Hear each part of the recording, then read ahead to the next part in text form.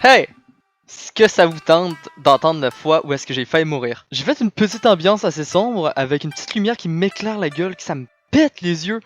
Donc lâchez un petit pouce bleu parce que j'ai souffert pour vous. Mais sérieusement les boys, aujourd'hui on va se retrouver pour une nouvelle vidéo. Je vais vous raconter la fois où est-ce que j'ai failli mourir. C'est pas une joke. Donc les boys, vous connaissez un peu le concept des threaders que Squeezie fait sur sa chaîne YouTube. Ben aujourd'hui, je vais vous raconter une histoire que personnellement j'ai vécue. C'est une histoire que je pensais pas qu'elle allait m'arriver, mais qui m'est arrivée. Donc voilà. Je commence ça maintenant. Ça a commencé une belle journée. Juste après le confinement, je venais de recommencer à travailler. J'avais ma job, je recommençais à avoir du cash qui rentrait dans mon compte. Donc évidemment, moi, quand je vais au travail avant, je me prépare tout le temps un peu. Là, cette journée-là, je travaillais justement. Juste avant d'aller travailler, moi j'aime bien gamer un peu, prendre une petite douche juste histoire d'être propre. Donc moi faut savoir, quand je vais travailler en vélo. Donc je fais la route en vélo, voilà. Mon vélo est dans la petite salle de rangement à côté de ma chambre et de celle de mon frère. Ce détail a son importance. Donc, qu'est-ce qui s'est passé? Juste avant de partir travailler, j'étais toute seule chez moi. Ma mère, ma soeur étaient parties faire l'épicerie. Mon frère était chez sa copine. Voilà, tout se passait bien. J'arrive pour sortir, je sors de ma chambre tranquillement, bien tranquille. Je monte en haut chercher mes souliers, tranquillement. Parce que je rappelle, mon vélo est à côté de ma chambre.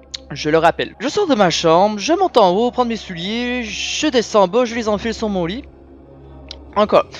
On est tranquille, je prends mon sac, je vérifie que j'ai tout parfait, mon uniforme de travail, mon déodorant. Donc normalement, je me rends compte, voilà, c'est bien, mon sac il est plein, voilà, j'avais tout. Ce qu'il faut savoir, c'est que mon frère avait laissé la porte de sa chambre ouverte. Mais Max, si t'écoutes cette vidéo là, je veux te dire quelque chose. Ne laisse plus la porte de ta chambre ouverte, la lumière fermée. Parce que ta chambre, c'est très sombre et tu ne peux pas voir ce qu'il y a à l'intérieur à moins de bien regarder. Je reprends mon histoire. Je passe devant la porte de mon frère. Moi, tel le peureux que je suis, je me chie ma race dessus. Je sais pas pourquoi. Normalement, c'est juste avant, je venais juste de passer tranquillement, monter mes souliers en haut et de redescendre. Et là, en passant devant, je me chie ma race dessus. Alors, ce détail encore une fois a une importance. Tu sais cette impression que t'as quand tu te sens observé. Ben moi ça m'arrive tout le temps, tout simplement. Donc là, quand il y a quelqu'un là, ah merde. Ben je le savais, il y avait quelqu'un. Ça peut foutre la chienne, surtout quand t'es tout seul chez toi. Ce qu'il faut savoir, c'est que pendant que j'étais en train de mettre mes souliers, j'ai entendu un bruit dans la chambre de mon frère. Et moi tel le con que je suis, je me suis dit, bon, c'est mon chien quoi, elle fait du bruit, elle s'amuse. Mais tu sais, c'était pas un gros bruit sourd, c'était juste vraiment des bruits de drap. Genre, je me suis dit, c'est mon chien qui se roule dans le lit. Je continue l'histoire. Ce qu'il faut savoir, c'est que moi j'habite dans un condo. Du coup, quand je sors mon vélo, faut que je passe par une petite sortie. Donc, du coup, je sors mon vélo parce que j'ai comme deux entrées chez moi. J'ai l'entrée du sous-sol et l'entrée principale qui est en haut. Donc, du coup, moi je mets mon vélo dans le couloir en bas. J'écris au revoir mon chien parce que c'est une petite habitude. Je suis là, je dis bye bye mon chien, moi aussi je t'aime. Même si ça me répond pas, j'ai l'air d'un con, ok? Mais cette fois-là, c'était pas vraiment pour lui dire au revoir. C'était pour m'assurer, juste être sûr qu'elle était pas dans la chambre de mon frère. Surprise, elle était pas dans la chambre de mon frère. Elle était dans la chambre à ma mère. Ce que je ferme vite la porte. Je me mets à courir avec mon vélo, je monte les escaliers.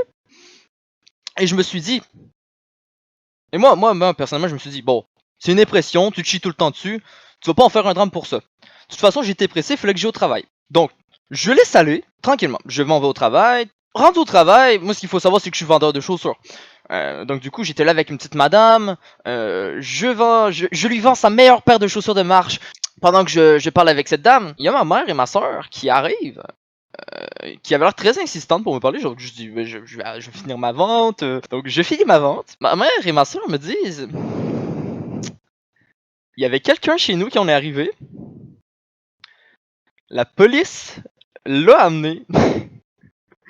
Et t'étais probablement dans la maison quand il était là parce que